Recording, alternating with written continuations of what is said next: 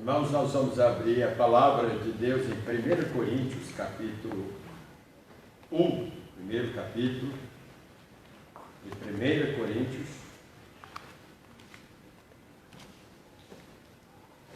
versos 30 e 31, os dois últimos versículos deste capítulo. Os valores de Cristo. 1 Coríntios 1, 30 e 31.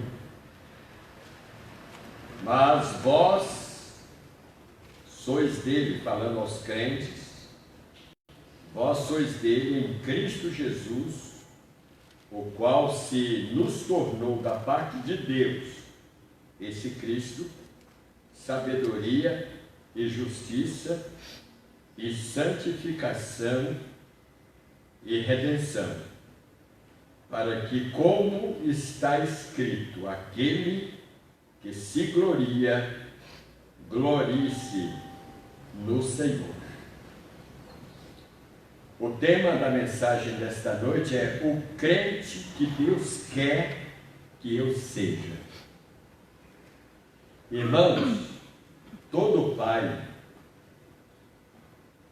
e toda mãe deseja o melhor para o seu filho. Os planos já acontecem antes do filho nascer. Aquele sonho, aquela expectativa da chegada desse filho. E quando esse filho nasce, o trabalho dobrado, cansativo, muitas vezes difícil, por falta de alguns recursos da família. Mas os pais investem tudo o que pode e se esforçam para verem os seus filhos crescerem, progredirem na vida.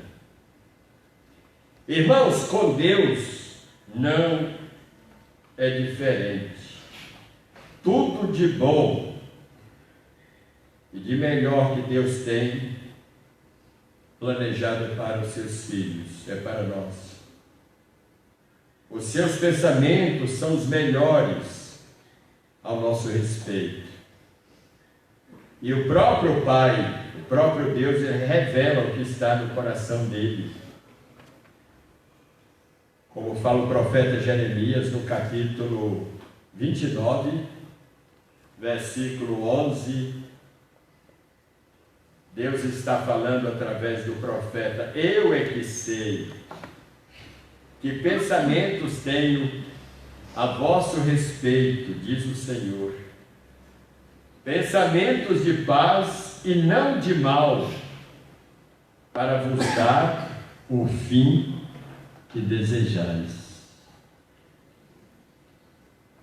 Hoje pela manhã, na classe dos jovens adolescentes, estavam falando sobre isso, que tudo que Deus já fez, está fazendo e ainda fará, ele não se arrepende. Ele não se arrependerá. Não se arrependeu no passado, não se arrepende no presente, não se arrependerá no futuro. Porque Deus é perfeito. Os planos dele,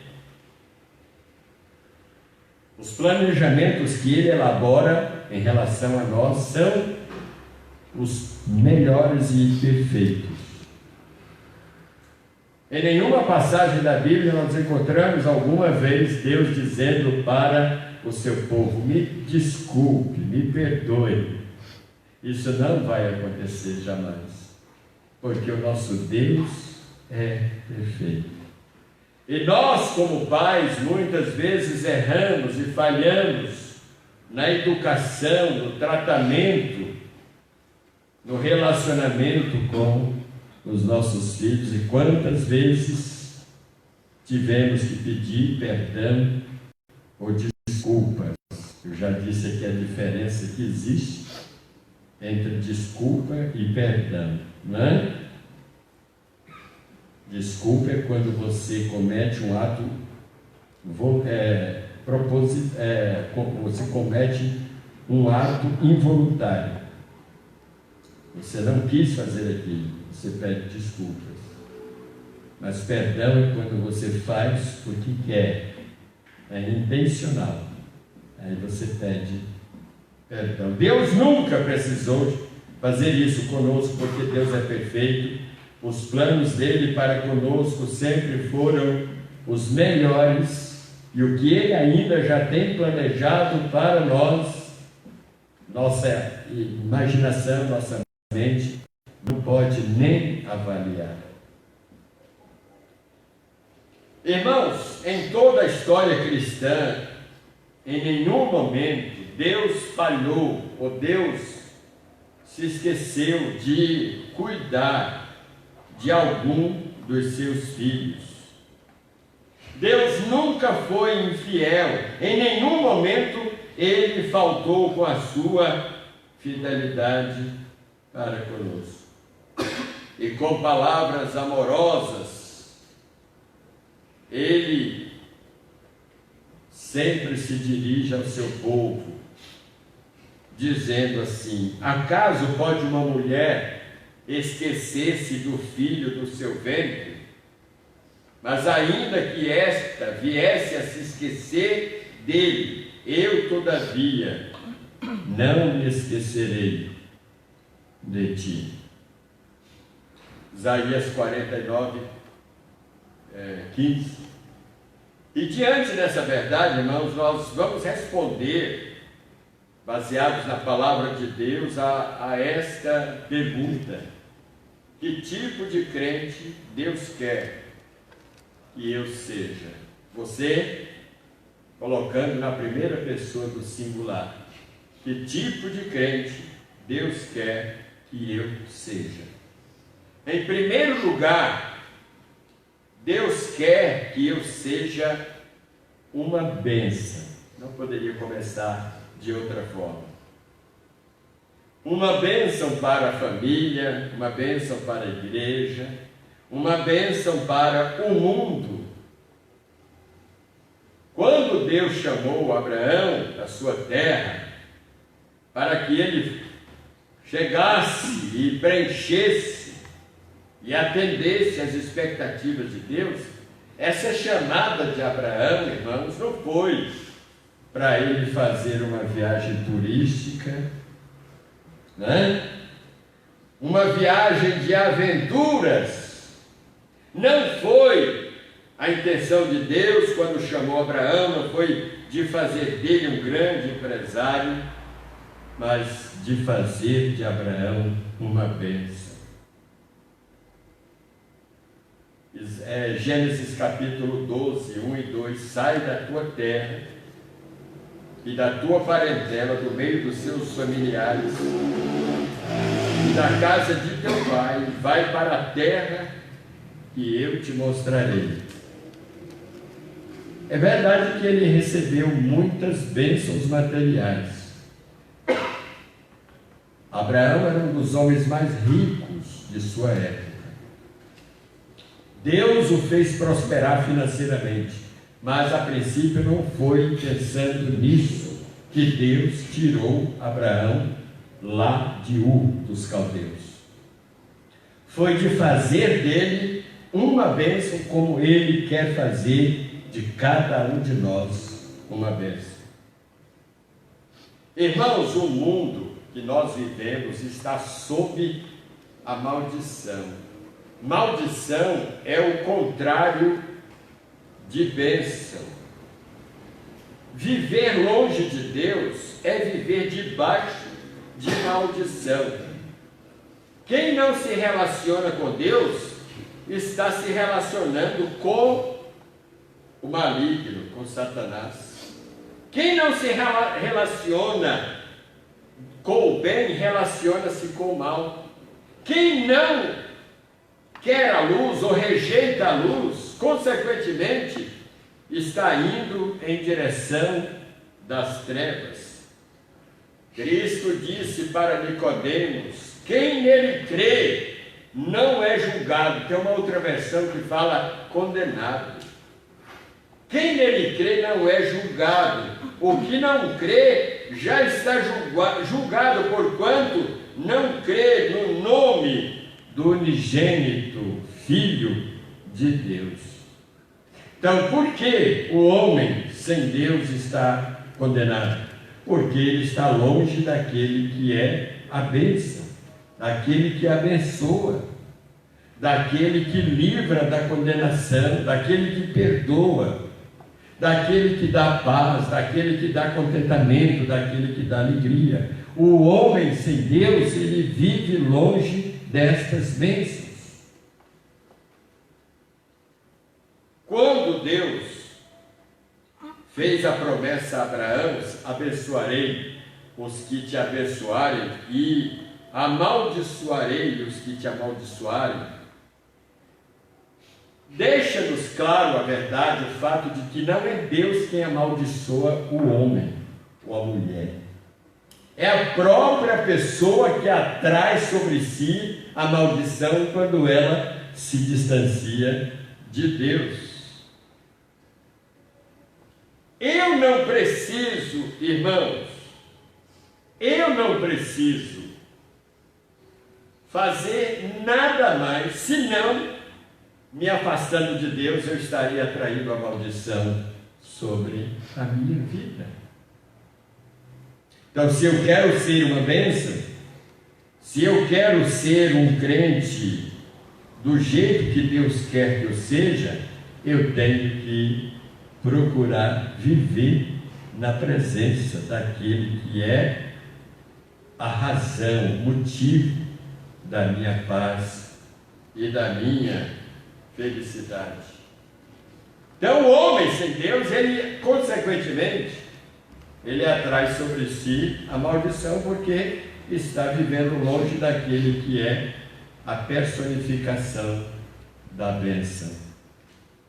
Os indígenas australianos, eles inventaram uma arma de arremesso chamada bumerangue, feita de madeira. Hoje eles fazem até de outros materiais, mas no início o bumerangue era feito de madeira escavada e aguiada, e após ser lançada, ela descrevia uma rota de curva e ela voltava ao ponto de onde ela foi lançada. Então, aquele que lançava o bumerangue depois recebia de volta, ele não se perdia em algum lugar.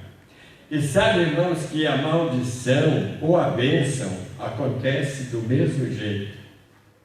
Deus nos abençoa, Ele nos retribui com bênçãos, se nós pagarmos o preço de vivermos sob a égide, sob a presença dEle, que é o Deus de toda bênção. Mas se nós decidimos nos afastar de Deus, nós estaremos atraindo, como o bumerangue volta para aquele que o atirou, volta para as suas próprias mãos. Portanto, irmãos, a intenção de Deus, o propósito de Deus é de que nós sejamos bênçãos.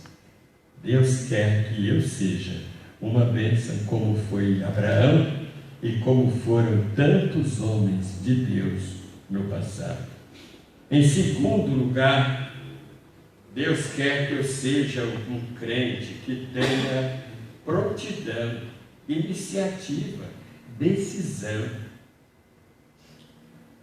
Porque com o tempo a gente vai perdendo a motivação pelas coisas espirituais. A gente vai se tornando aquele tipo de crente apático, aquele tipo de pessoa que só vive para si mesmo, para seus interesses, para as coisas de sua casa, de sua família, e não para Deus, nenhuma coisa para Deus. Aurélio, ele define prontidão como presteza, agilidade, desembaraço, rapidez de compreensão ou de execução de alguma coisa. E este vocábulo, prontidão, ele é bem familiar no meio militar e também médico, no meio médico, nos meios da medicina, não é? Por exemplo, o soldado, ele tira a folga, ele está de folga, mas o telefone dele e o endereço estão lá no quartel. Porque se de repente precisarem dele imediatamente, ele é contactado e ele tem que comparecer no seu quartel para atender alguma emergência. Mesma coisa o médico ou o enfermeiro de plantão, ele tem que estar ali de prontidão, porque a qualquer momento pode chegar uma emergência, alguém em estado grave precisando dos cuidados desse médico ou desse enfermeiro. Irmãos, alguns homens de Deus no passado foram verdadeiros exemplos de prontidão. Eles não mediam esforços para servir a Deus, passavam por cima de tudo, não eram escravos do sono. Aliás, eles tinham um sono leve, não perdiam a hora. Quando Deus os chamava, eles podiam estar no sono, podiam estar deitados ou descansando. De um pulo, eles já se colocavam de pé. O próprio Abraão, agora, né? O Abrão chamado Abraão, quando Deus pediu seu filho Isaque como sacrifício, Deus apareceu de madrugada e lhe fez esse pedido. Abraão! Imediatamente ele se coloca de pé e diz, e responde, eis-me aqui, Senhor. Gênesis capítulo 22. Foi também de madrugada que Jacó, depois da visão da escada, levantou, tomou a pedra que havia posto por travesseiro e a erigiu em colunas, sobre cujo topo entornou azeite, consagrando aquele lugar onde ele teve o encontro com Deus. Gênesis 28, 18. Quando Moisés teve que retornar ao monte para receber as tábuas da lei, diz o texto de Êxodo, capítulo 34, verso 4, lavrou, pois, Moisés 2 tábuas de pedra como as primeiras, e levantando-se pela manhã, que horas? De madrugada, subiu ao monte Sinai, como o Senhor lhe ordenara, levando em suas mãos as 2 tábuas de pedra. Outros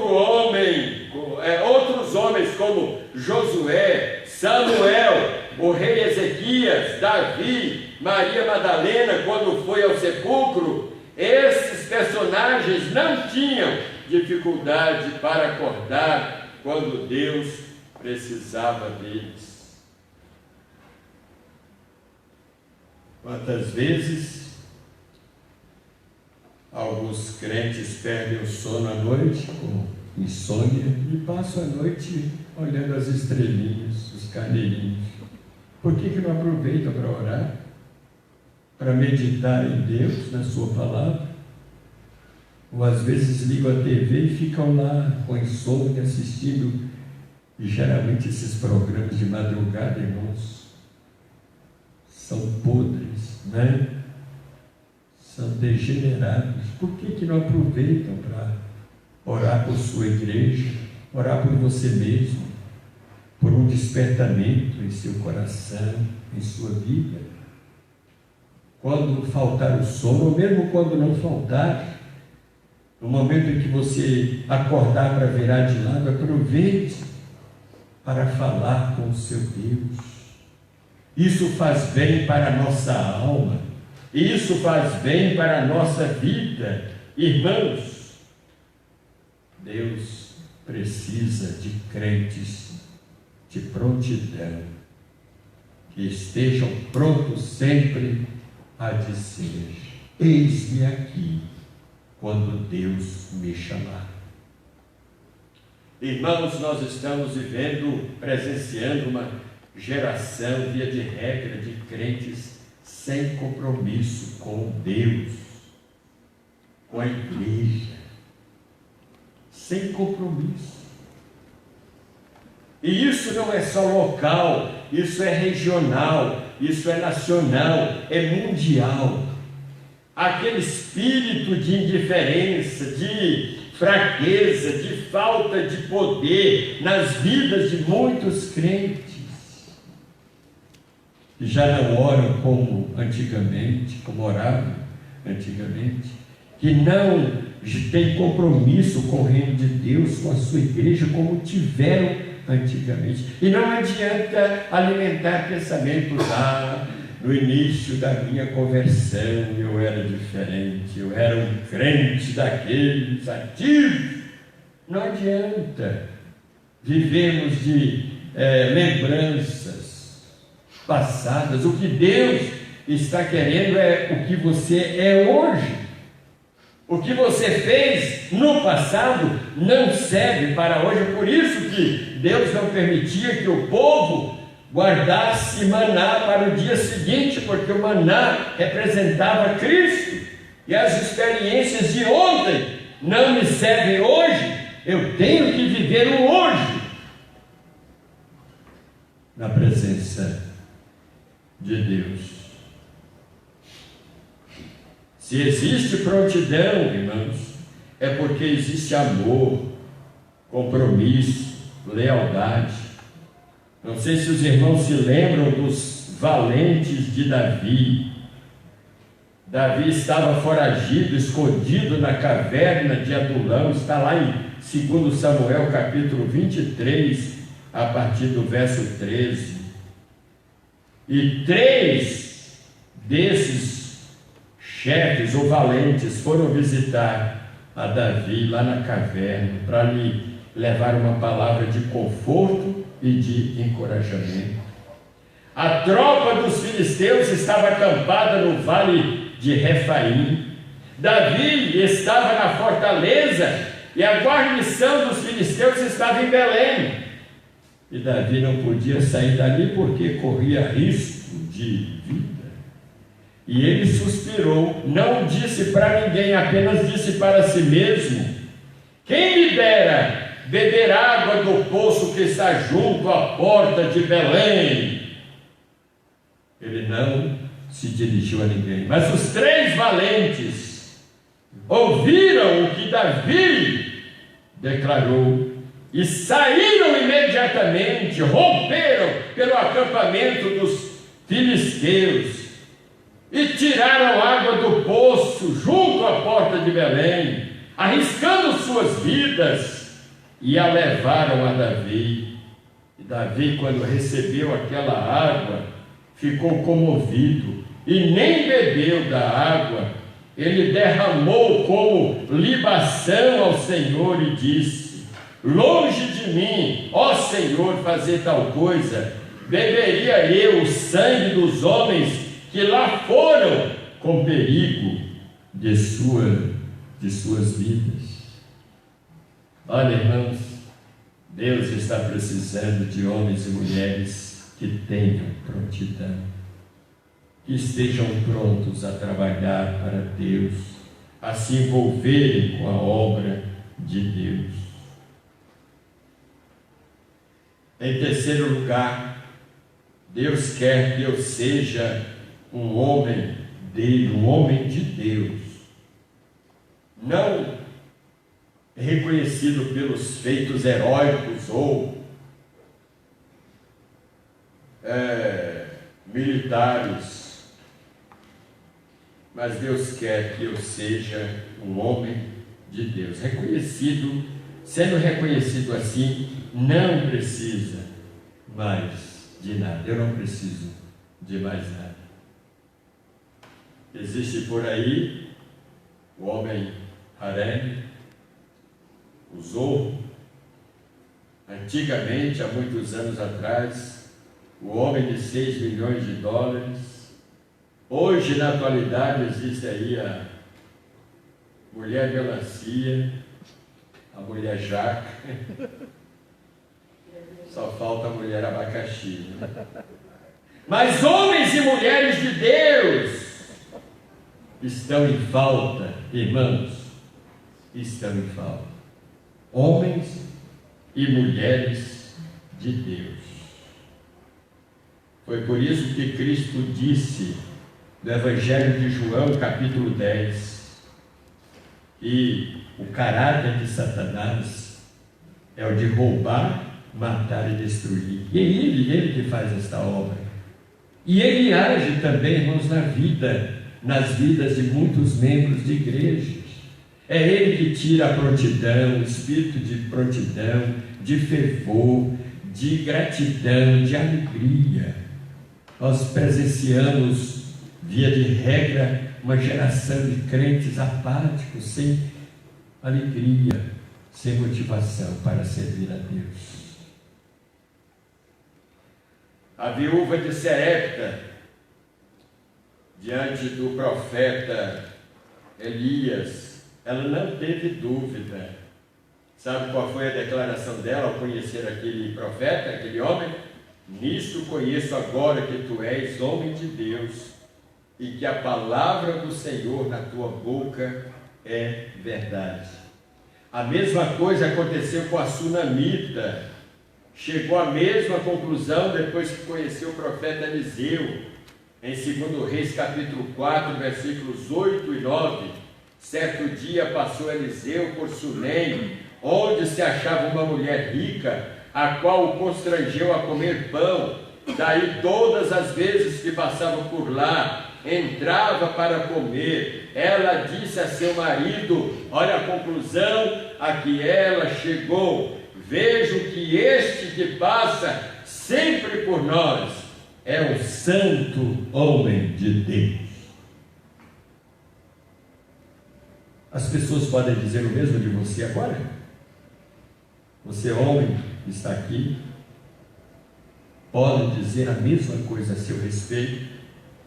Ou eles não estão vendo nada que os inspire, que os convença a reconhecerem que nós somos homens de Deus? O moço que acompanhava Saul, quando procurava jumentas extraviadas, ele reconheceu a Samuel. Saul quis desistir e voltar para casa, mas o moço lhe disse: olha, não desista. E sabe que tem tanta gente, irmãos, desistindo de viver, se suicidando, ou quando não se suicidam, são pessoas infelizes que não encontram razão para viver. Mas aquele moço disse: não volte agora, não desista de procurar a sua jumenta nesta cidade. Há um homem de Deus e ele é muito estimado. Tudo quanto ele diz sucede, acontece. Vamos agora lá, mostrar-nos-á porventura o caminho que devemos seguir. E eles foram, irmãos, e Samuel os orientou e disse: o seu animal está em tal lugar. E ele foi e encontrou o animal exatamente onde o profeta disse que estava. Palavra de segurança, não promessas tolas. Eclesiastes fala que Deus não se agrada de tolos, mas homens e mulheres comprometidos com o reino de Deus, com o Deus do reino.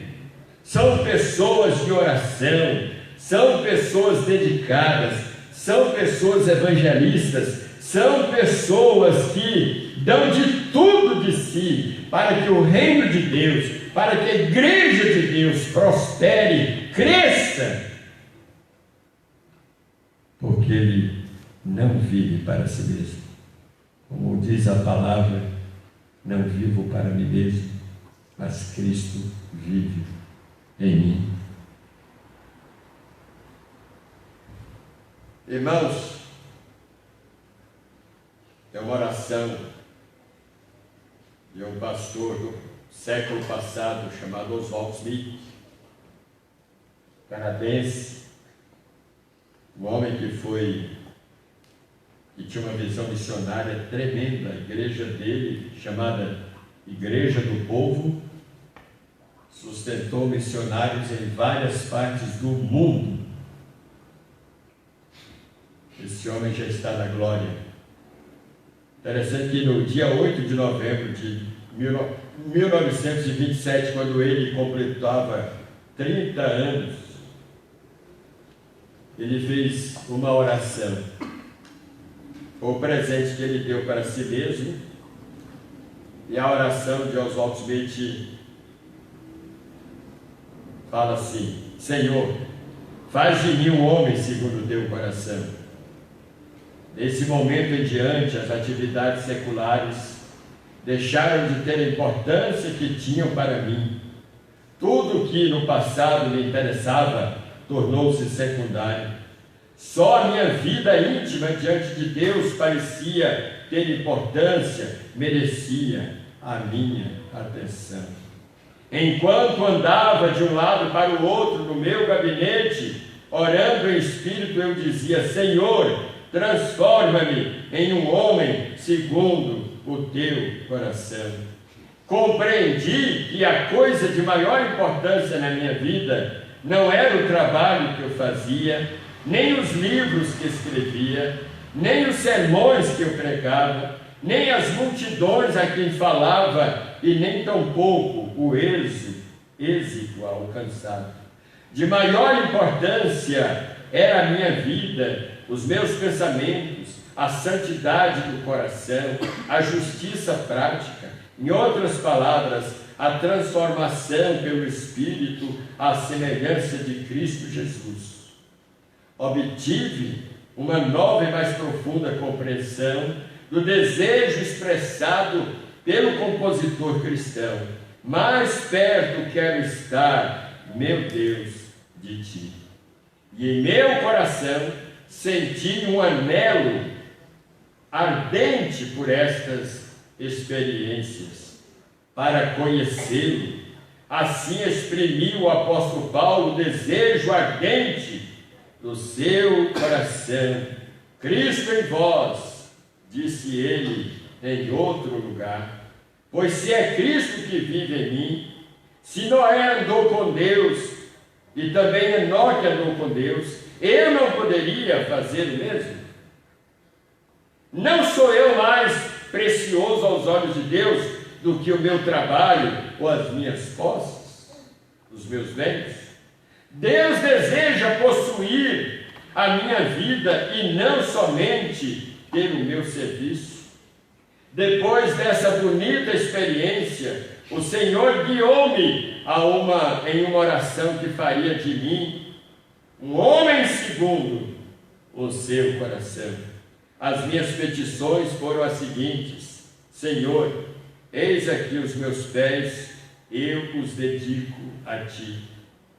Que nunca andem por onde não queres. Eis aqui também, Senhor, os meus olhos, que nunca permaneçam fixados em alguma coisa que entristeça o teu Espírito Santo. Que os meus ouvidos nunca estejam escutando o que desonre o teu santo nome.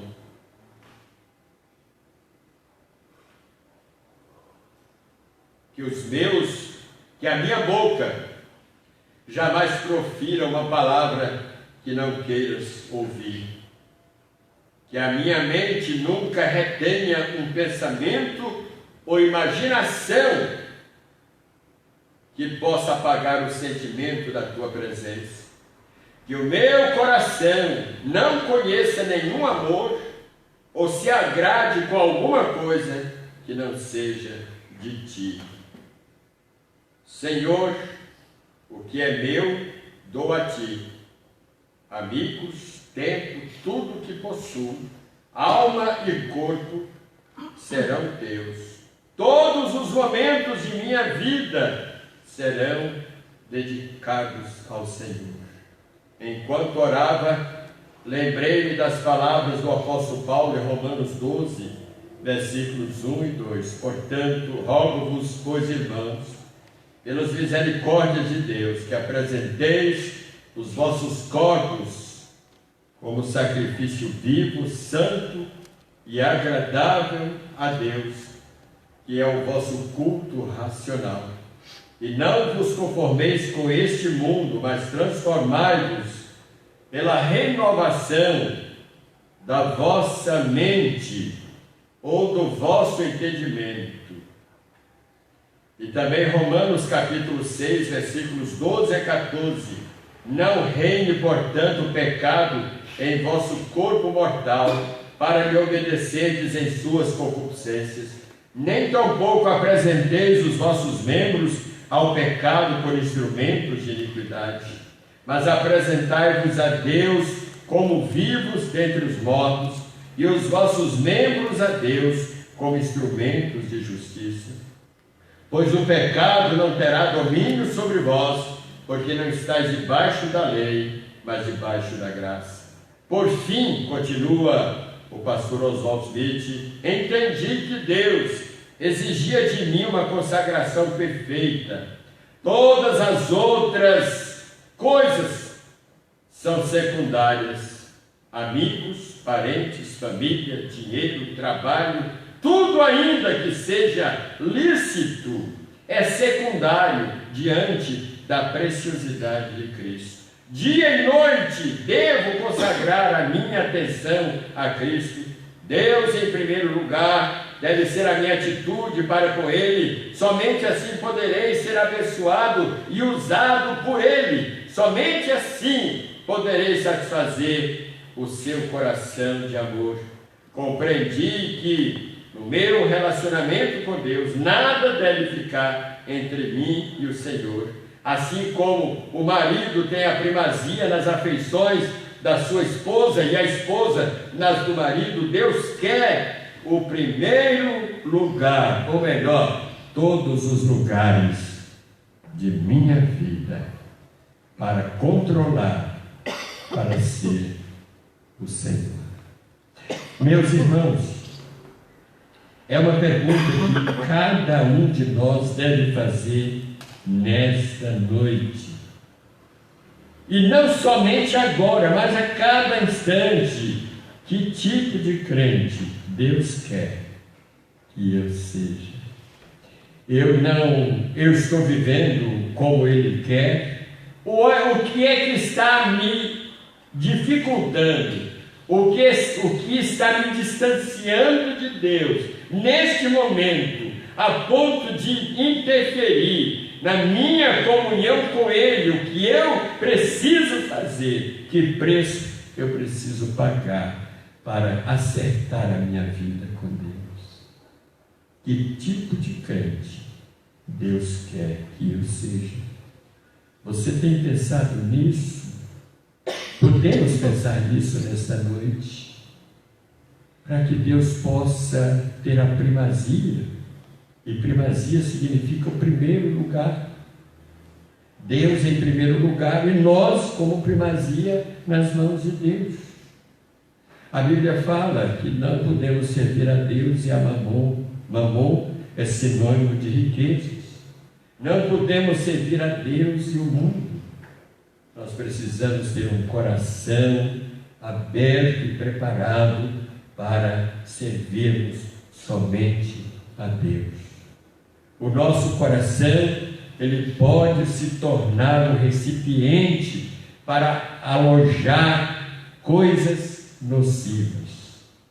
Foi Jesus quem disse em Mateus capítulo 15 que é do coração, que procedem os maus pensamentos, as palavras torpes, e nós temos que tratar com esse coração. E quem está credenciado e autorizado para fazer a limpeza, a faxina do nosso coração é o Espírito Santo de Deus. Ele quer transformar-nos em santuários dedicados ao Senhor. Ele quer transformar o nosso lar. Ele quer transformar a nossa família. Ele quer transformar o nosso emprego. Ele quer transformar as nossas atitudes. Ele quer fazer de nós elementos, instrumentos da vontade dele, sem estabelecermos restrições. Senhor, eu estou aqui para o que der e vier, para o que o Senhor quiser fazer de mim, seja feita a tua vontade. Imagine se Abraão tivesse, no momento em que Deus o chama para sair, deixar tudo em Ur dos Caldeus, ele tivesse estabelecido restrições e dizer para Deus, ou ter dito para Deus: Senhor, eu vou sair daqui, mas, porém, Deus teria dito para Abraão: muito obrigado, pode continuar. Você não é a pessoa ideal para cumprir com os meus propósitos, para cumprir com os meus intentos. Eu vou procurar um outro. Eu vou encontrar alguém que esteja pronto a abrir mão de tudo por amor a mim, por amor ao meu reino, por amor à justiça. Lembro daqueles candidatos que acharam tão bonito a popularidade de Jesus. Eles ficaram extasiados. Esse homem é muito popular. E andando com ele e seguindo como discípulo, a gente também vai ter essa popularidade. Senhor, seguir-te-emos para onde quer que fores. Se fosse comigo, eu ia, não conhecendo os corações, e ia, mas que amigos esses, né? Obrigado. Mas Jesus sabia de tudo que estava passando nas mentes e nos corações. Quando eles se candidatavam para seguir a Jesus, Jesus disse: as raposas têm seus covis, suas moradas, suas tocas. As aves dos céus têm seus ninhos, mas o Filho do Homem não tem onde dormir, onde reclinar a cabeça. Quando Jesus disse isso, foi como um balde de água gelada lançada sobre eles. É assim? Nós pensávamos que era diferente. Não, é desse jeito. Vocês terão que sofrer o que eu sofro. Vocês terão que ser humilhados como eu sou humilhado. Vocês serão perseguidos como eu sou perseguido. Bom, se é assim, tchau, mestre. Até outra vez. Não é isso que nós imaginávamos. De outra vez foi a chamada. Foi Jesus quem fez a chamada. Segue-me. E um deles disse: agora não, Senhor. O Senhor me dá um tempo. Deixa meu pai morrer primeiro. Sepultar o meu pai, foi essa a intenção dele.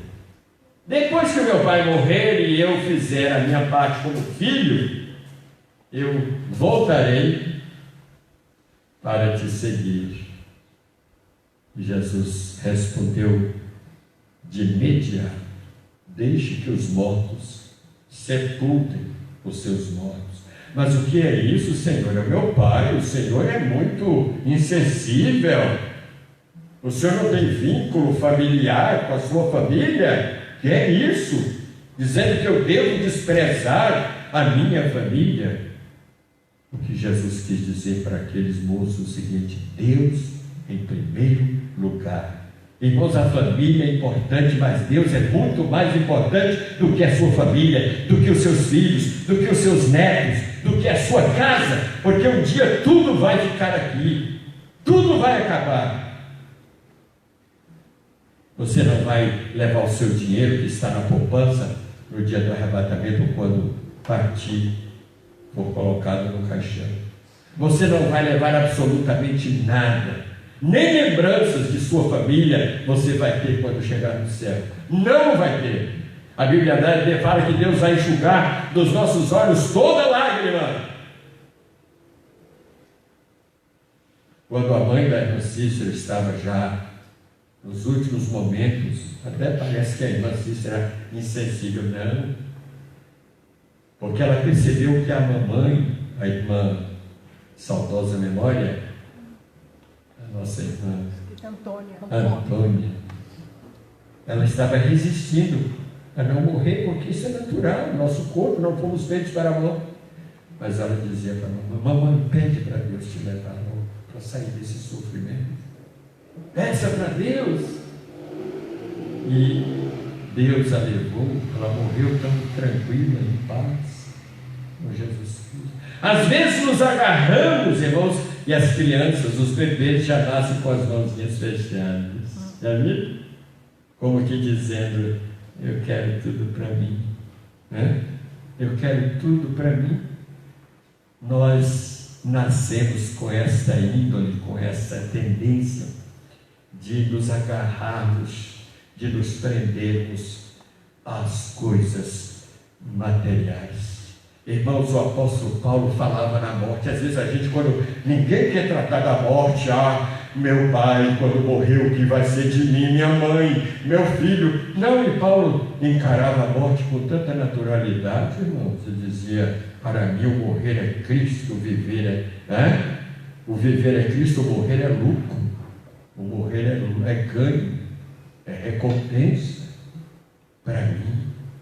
Sabe por quê, irmãos? A gente se agarra tanto às coisas, aos filhos, ao cônjuge, à casa, ao emprego, ao dinheiro, às roupas, aos divertimentos, que a gente não tem tempo para se dedicar a Deus. E um dia você vai deixar tudo para trás e vai dizer: meu filho, vem aqui, vem comigo. Não, ele vai ficar e você vai partir, ou vice-versa. Né? Vai partir.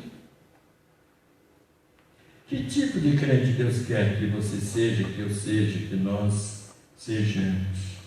É aquele mesmo tipo de crente que Oswald Smith decidiu ser.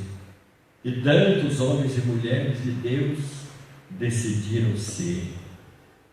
Pagaram preço, foram perseguidos, maltratados. Eu quero encerrar lendo em Hebreus capítulo 11, lá no final do capítulo. Você nem imagina de passar por isso aqui, né? Mas foram irmãos nossos que estão no céu que passaram por isso aqui. Verso 37. Foram apedrejados, provados, cerrados pelo meio. Imagine só, um corpo dividido em dois pedaços, em duas partes, mortos a fio de espada. Irmãos, a morte naquele tempo era muito mais dolorosa do que hoje. Sabe por quê? Porque as pessoas morriam aos poucos, agonizando de dor. Hoje não, a arma, né? Aquelas armas que antigamente até o animal, os bois, né? Os frigoríficos, eles morriam lentamente, eles davam machadada na testa do animal e ele morria agonizando. Hoje não, eles dão um tiro na testa do animal e ele já não sente dor. Mas imagine, irmãos, esses irmãos nossos no passado, morrendo por apedrejamento. Estevão, lembram dele? Sangrando, sentindo dores cruciantes. Coloque-se no lugar desses irmãos. Poderia ser você, poderia ser eu. Andaram peregrinos, vestidos de peles de ovelhas e de cabras, necessitados, afligidos, maltratados, que não tinham tempo nem de preparar suas roupas, homens dos quais o mundo não era digno, errantes pelos desertos, pelos montes, pelas covas e pelos antros da terra. Pelos antros, pelas partes mais mais ocultas, mais profundas da terra. Foram irmãos seus, irmãos nossos que passaram por isso. Nós somos melhores do que eles? Não, nunca. Não somos melhores. Sabe o que vai acontecer um dia? Se você é salvo, você vai encontrá-los lá no céu. E você vai poder abraçá-los. E vai poder conversar com eles. Homens e mulheres de Deus que se sacrificaram, que deram as suas vidas. Verso 39. Ora, todos estes que obtiveram bom testemunho por sua fé, não obtiveram, contudo, a concretização da promessa, por haver Deus provido coisa superior a nosso respeito, para que eles, sem nós, não fossem aperfeiçoados. A promessa da vida de Jesus, muitos morreram alimentando a esperança de vê-lo nascer. Isaías foi o profeta messiânico, falou tanto sobre a vida de Jesus. Eu imagino que Isaías não via a hora de ver aquele de quem ele profetizou assim. Mas ele morreu, mas não morreu frustrado. Nenhum crente do Velho Testamento morreu frustrado por não verem as promessas se cumprirem. Morreram alimentados na certeza de que essas promessas um dia se cumpririam, porque a palavra de Deus não volta atrás. A palavra de Deus não volta vazia. A palavra de Deus é fidedigna. Por isso que eles morreram, mesmo não vendo essas promessas se cumprirem, acontecerem, efetivarem, mas eles morreram realizados. Não foi Deus quem fez a promessa, e Ele sabe do tempo que essas promessas devam se cumprir, devam acontecer. Portanto, meus queridos, vamos mudar nossas atitudes de crentes indiferentes, apáticos, morosos, lentos na vida cristã. Vamos agir, vamos produzir frutos para que nós recebamos galardões quando chegarmos no céu. Que tipo de crente Deus quer que eu seja? Você responda para si mesmo. Deus quer fazer de você uma bênção nesta noite. Por isso nós vamos cantar Proteção Divina. Este hino fala justamente do poder que Deus exerce, que Deus age e realiza em nossa vida, e Ele está agindo e agirá sempre enquanto nós aqui vivemos. 313